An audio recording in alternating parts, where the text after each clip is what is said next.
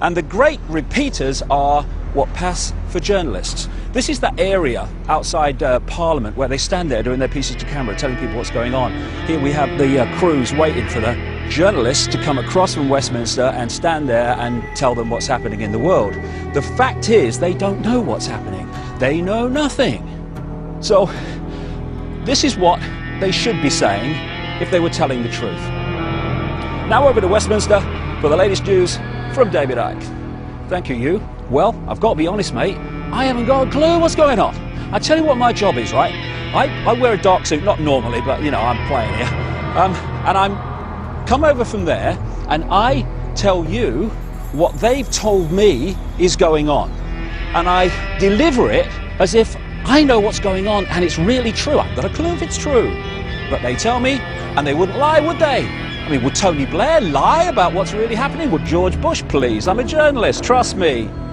And so, what we call news, what you get paid a lot of money for reading Autocue about, is merely propaganda that they have told me and I tell you.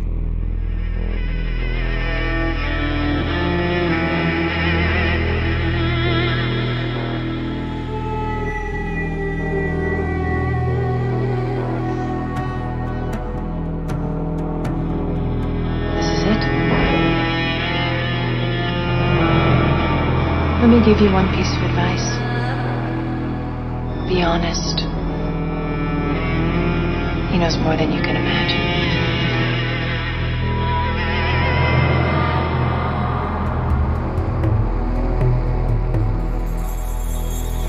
At last.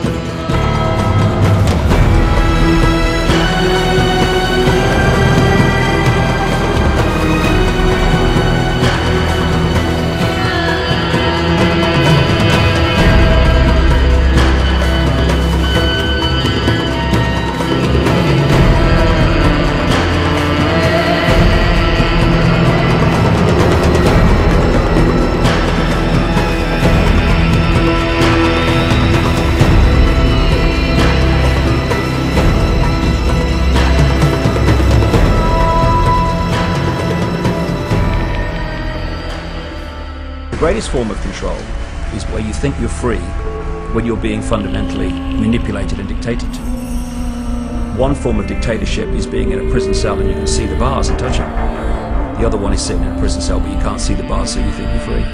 What the human race is suffering from is mass hypnosis.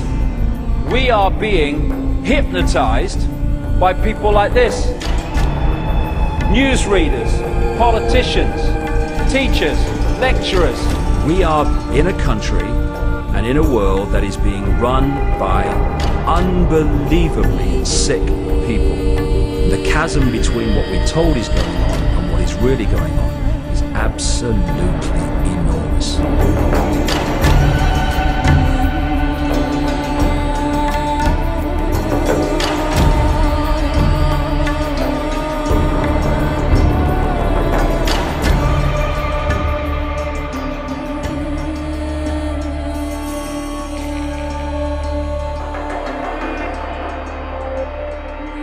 Well, I think that they have other things out there working concurrently. One thing I've learned about these men is they don't just do one thing. In case the public discovers what they're doing, or discovers that somebody's doing, whether they know who's really doing it or not, and stops it. What they have running is several concurrently running plans, so that if one or two fail, the other ones are going to take care of the problem. It sounds pretty hopeless. I mean, based on that scenario, is there anything, any uprising or what? Yeah, there is, but it requires that people wake up. It requires that they really learn the truth instead of live their life in fantasy land. You see, because nothing can exist without the consent of the people. Unless they buy it, it's not going to happen. And all of these plans lead to the public's ultimate acceptance of what they're going to do. In fact, they're designed to make the public ask for it. For instance, the burning of the rainforest in Brazil. I know people who are just up in arms. Stop this. We got to stop the burning of the rainforest, which is exactly what the burning of the rainforest is designed to do. Because Brazil is a sovereign nation, right? How can you tell a sovereign nation to stop burning its own forest? You can't. What they're asking for is control over a sovereign nation by a world governing body who can then send troops, a police force, to make Brazil stop burning the rainforest. And that's why they started the burning of the rainforest in the first place.